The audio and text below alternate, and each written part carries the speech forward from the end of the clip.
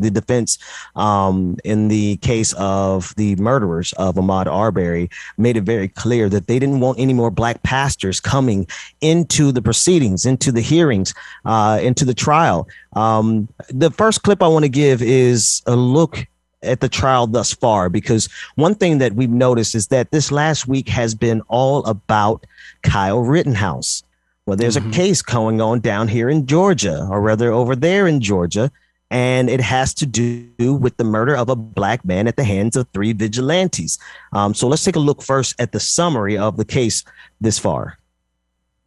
In this case, all 3 of these defendants did everything they did based on assumptions. Satilla Shores is a quiet, scenic, middle-class neighborhood.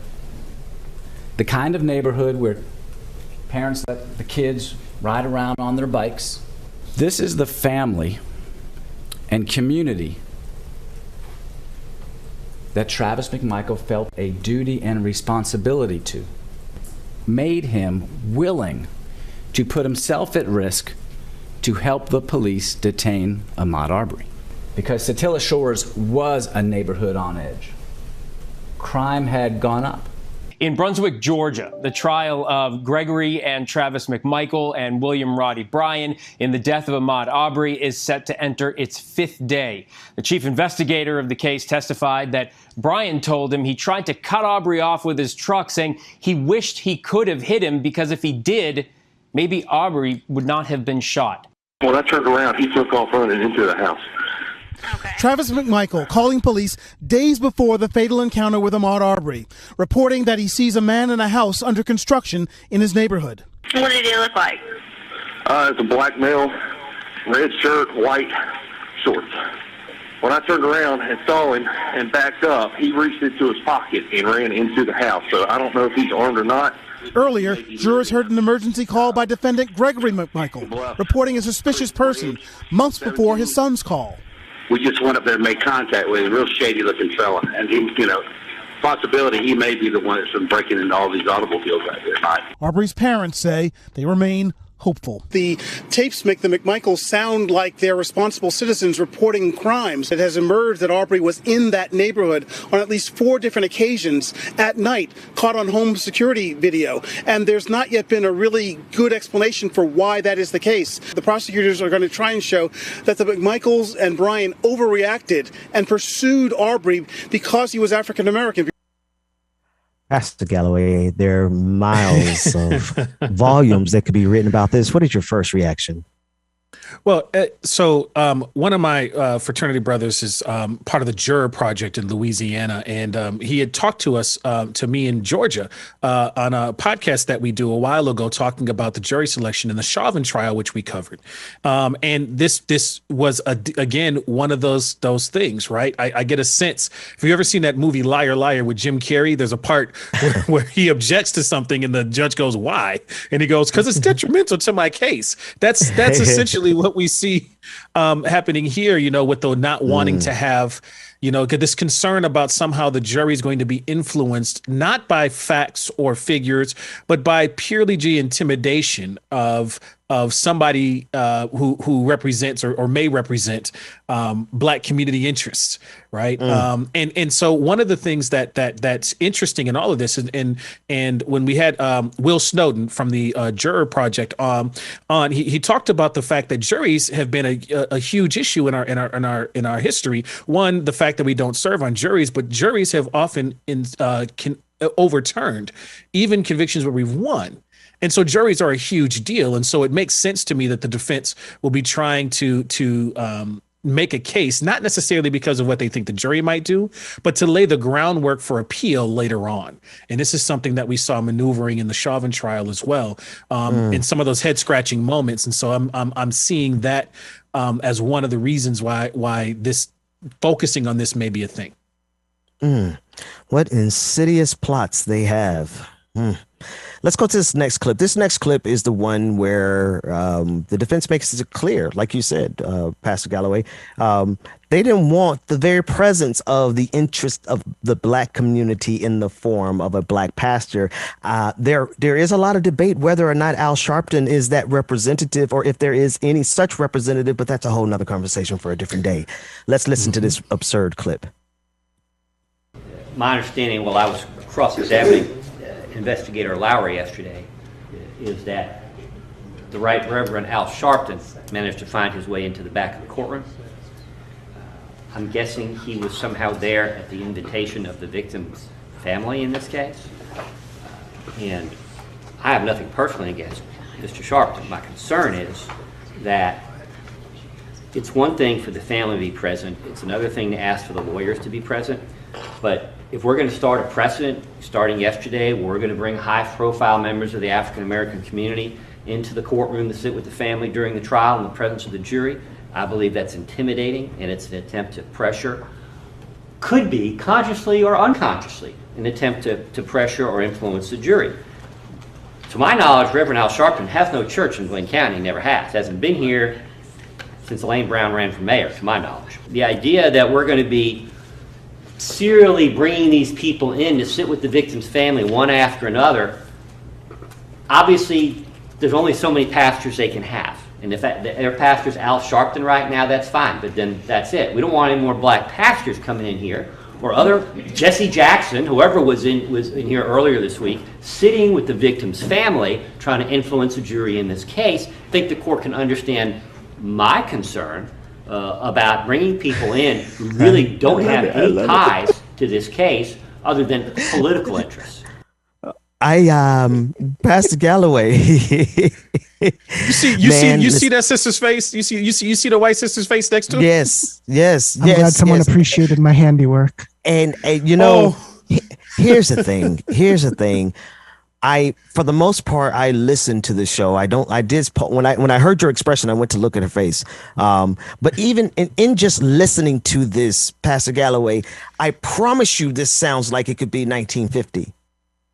I promise you, it could be taken out to something off of A Time to Kill. Give me, what are your other thoughts about this? Well, so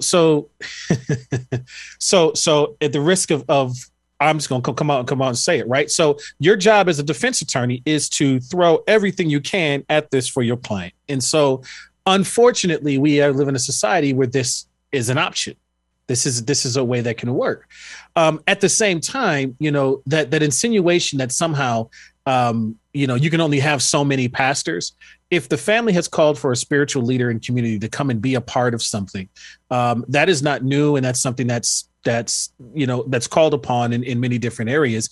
I've got folks who have familial connections to me as a new pastor who are going to be facing some court proceedings. And when you are in the midst of either being on trial and having, somebody who has victimized your family there, having somebody there who brings some kind of comfort to you is a thing. And so I just want to make sure that folks don't see this purely as something else, right? At the same time, it very well could be a factor to remind folks of the connection of this to something much larger. But it isn't just Al Sharpton that represents that. And it's not the only time that I've seen that used in other ways. How many times have I seen folks in the audience? One of my favorite examples of this doesn't even come from real life, right? It's The Godfather, when Michael Corleone brings in the guy who's his witness against him's brother for the same way. So the idea that's going to be used in one hand and not in the other. I'm being facetious with that reference, but right, yeah. The fact that it's going to be used in one group and not by the other. The other piece is watch the correction of the lawyer as he's talking about this. He immediately goes and starts using the language conscious or unconscious, right? Oh, let me just assume that maybe this is not, they don't even intend this, but it has this net effect at the end. Now they believe in unconscious biases. Exactly. And we saw it in the Rittenhouse case as well, with the judges trying to decide, what can be there and what cannot, right? Even in the Chauvin trial that we covered, that Ms. Georgia covered, what comes forward even in that was this insinuation that somehow the movement for changing laws that are resulting in these unarmed deaths and things like that isn't of itself political. You often get into conversations where folks will bring in or have a racial conversation, and folks who have either had the privilege of never having those conversations or not being in those will say, oh, why are you being so political? So then that your own racial experience isn't of itself political means that you can't defend yourself in many different areas because that terminology is used. So there's dog whistles even in what was happening here to the tactics of not having racialized discourse so that things don't have to change, or so that I don't have to deal with the reality and the severity of my part. Even far back into the first clip, right? That I see that thread going back where the insinuation in the 911 calls that this is a nice neighborhood, the kind of neighborhood that you get to ride your bikes in. Do black folks not get to ride bikes in neighborhoods? Do we not get, is it just inherently suspicious? What did the guy call him? Said he looked spooky, or some kind of reference he used. Is it inherently terrifying to white people to see us outside exercising? That's why I took so much time getting to know all of the white folks on the beach I'm currently exercising on every morning, because, a black man in a red hoodie is a pretty big target. Well, and see, this is the net outcome of some of these mental models that are if Kyle Rittenhouse hadn't grown up with mental models that said that this kind of political organizing or protesting and have a certain mindset of that, he would have never gone into that situation in that way. If these two fake vigilantes that gunned down Ahmaud Arbery, if they didn't have these mental models, if this hadn't been set, if these perceptions and stereotypes hadn't been set, then the actions that resulted from them wouldn't have been what they are. And so we've got to keep in mind, and I think that's what's being resisted so much here, is that if we allow for these mental models to be a conversation, we might actually see that the behaviors that have resulted in the loss of life are a result of growing up with these mental models, and that shame is just too hard to bear for some people. Before we move on to the next topic, Doc, I want to get Al Sharpton's response on this. And again, and I'm with you. I just want to make it clear that she could pull it. I wish there was a challenge. How many black pastors? There's a long list of black pastors. I mean, we could put a new black pastor in there every hour through the rest of this trial and have a black pastor who is representative of this family's intent. That said, here's Al Sharpton's response. Now tell them they can't have the ministers of their choice to sit there and console them while they're sitting there looking at who murdered their son and their families. So now you not only have taken their son, you want to take those of us that would come and console them. Now clearly, as the judge responded, it was directed at me, because how do they know the difference between a black pastor or not? I think that clearly, because I was in the courtroom yesterday in Brunswick, Georgia, and they think that because some of the jurors looked out and appeared to recognize me, that would influence or intimidate the jury. The parents said publicly they invited me to come. I've been with them from the beginning. They have the right to be consoled by anyone. We were not being disruptive, as the judge said. But the audacity, the arrogance to say that not only are you going to have to sit there and look at your son's killers every day and their families, we're going to choose who can come and console you in the courtroom. It's like pouring salt in the wound. Oh, I'll be back. The parents invited me, as they said yesterday, and they said yesterday they wanted me to come again, and I will make it my business to come again. Pastor Sharpton has something. He's on to something there, and I'd like to flesh it out with you a little bit. If it's about Al Sharpton, then this defense attorney should have said it with his chest and called him out and just said, hey, I don't like Al Sharpton being here because Al Sharpton represents a very specific type of intimidation. Okay, that's arguable. But instead of having the courage to do that very directly, this defense attorney fell into the arms of the collective strength of white supremacy and said, no black pastors allowed. Well, not anymore. This has a lot of this hits home for us here in Minnesota, because we have the Potter trial coming up and the killing of Daunte Wright, which happened the week of the Chauvin verdict. And so that's right. And I was there, one of the pastors who was called in by the Wright family at the vigil. And so we got to see that in our cultural community space, especially a spiritual community space, as it pertains to Black cultural spiritual connections, they were happy to see. We had a pastoral vanguard. There were clergy from across the region that helped to set up a kind of a barrier parameter and make sure the family got to grieve the way that they did, and help them create a prayer service for it. And the look on the Wright family's face when Attorney Crump showed up and this other folks came in there, this sigh that said, okay, great, we're going to make sure that folks are going to keep attention on this, and this is going to be treated the way it needs to be, is a piece of the comfort. And so I just want to call into the fact that this isn't the first time that we've seen a family reach out to clergy and clergy be able to show up for that level of comfort. The other piece that comes to mind here, and I fully agree with you on that point, that if this was about somehow a political game being played, or a political act of intimidation on the part of quote unquote those Black pastors, then he should have said it and called it out in that way. The fact that he didn't, sets that precedent that anybody who represents faith walks could be that intimidation. So if white pastors show up in their collars to stand with the family and help console them in this really, really difficult time as they watch and sit here and see that their killers may go free, that matters.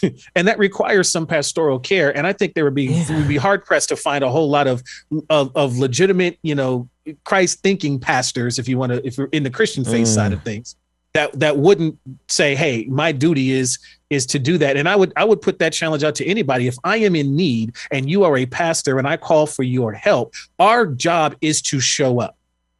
Period. Well, I think though the defense attorney would not have a problem with the white pastor showing up, any more than the people on the beach that I'm kind of occupying would have had a problem with a white guy in a red hoodie showing up. There's just no inherent danger seen with these whiteness, these people who occupy that space of whiteness. Not about their skin, it's about their ideology. They have a consistent ideology. There's no fear of a white pastor because they know that white pastor is going to be on their side politically. Can I also add that one of the things that has to be spoken here is that Al Sharpton has been there and witnessed and walked through this situation, unfortunately, with many families. So it makes sense to get somebody who has that faith walk and that understanding and has been there and seen this play out. And so, it's the families of folks who have been victimized in this way talk to each other and they share. Yeah. And so you can't tell me that the Arbery family hasn't talked to the Wright family or the Floyd family or the Rice family or any of these other folks have lost folks and said, hey, here are some things to think about. There's a group of women who have lost children in this way that have gotten together and they have breakfasts and meetings and they're connecting to each other and they reach out whenever another mother falls into this unfortunate situation. And so there are networks of folks to support families. And Al Sharpton was part of setting that up. And so I want people to really think about that, man. Think about that. The fact that they are killing so many Black folks that there's now a most feared sorority and fraternity that no one wants to be a part of. But no, they've killed enough of us for there to be an entire group of people who can create communities around how to survive the collective grief and the trauma of having your child killed either by a vigilante, your Black child killed by a vigilante or by the police.